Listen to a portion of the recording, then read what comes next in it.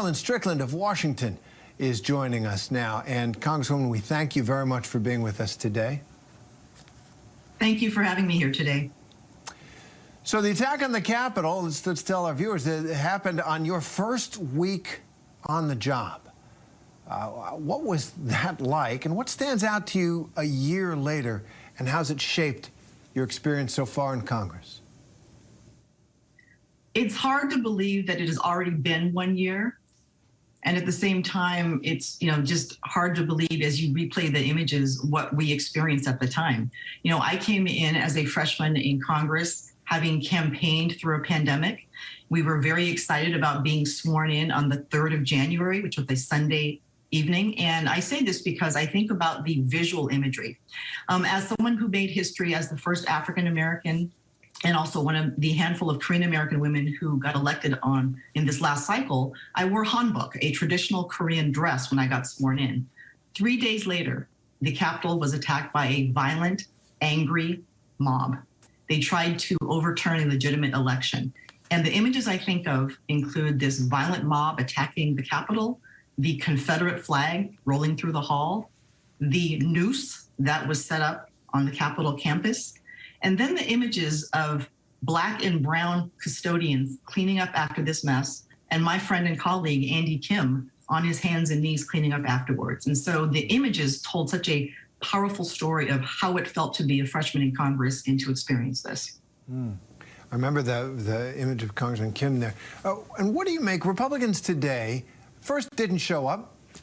They accused Democrats of politicizing this day in order to advance an agenda. Have you had a chance to speak to anybody on the other side, any of your Republican colleagues? Do people do that anymore in Congress? And what would you say to them, or what have you said to them about such an argument that this commemoration of this day is really political? Here's what I would say to them. It doesn't matter what your political affiliation is. This was an assault on democracy. And we have to ask ourselves a few questions. Who has a vested interest in destroying democracy in our country? Who has a vested interest in undermining free and fair elections? And, they can be in denial all they want, but the GOP has been taken over by the extremists in their party. And the fact that only a handful of people will stand up and speak the truth sadly says so much about the GOP today. And right now it does seem that the rank and file Republican voters, are raring to go to take back power in Congress and perhaps in the presidency in a couple of years. Do you sense that Democrats have the same urgency for what they feel is their side of the battle for democracy? Oh, absolutely. We must hold on to and expand our majority.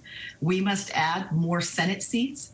And we have to be very honest with the American public and keep reminding them of the things that we have accomplished, but also send a very important message. Democracy is in danger. And if there are no consequences for what happened on January 6th, this will happen again. So what does justice for January 6th look like to you? Well, you are reading about the people who were involved in the insurrection being arrested.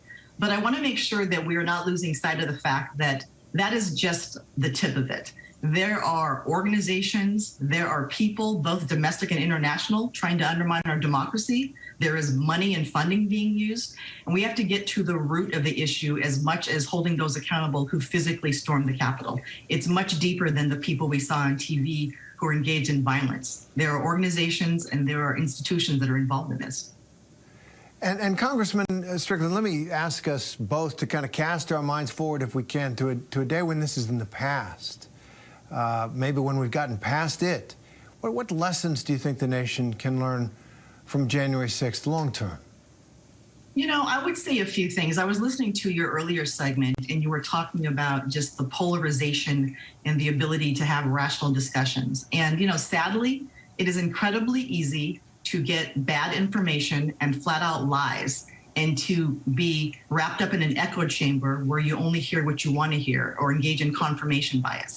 And so we have to be very selective about how we digest information. We have to teach civics in school because a lot of people have no idea how government works. And then I would say, looking back a year ago from now, I hope that we realize that democracy being in danger hurts every single person who is an American. It hurts every person who waves the flag and talks about the Constitution. It damages all of us. And so I am hopeful that we will get through this year. We will have free and fair elections. We will respect the integrity of secretaries of state around the country. We will engage in a very serious discussion that we're doing right now about voting rights. We will address voter suppression and just do everything we can to protect this precious and fragile democracy. Former President Barack Obama said today, our system of government has never been automatic, not like in a kingship where the king dies, the next one takes over. We've got to work at it every day. And Congresswoman Marilyn Strickland of Washington, thanks very much for helping us understand.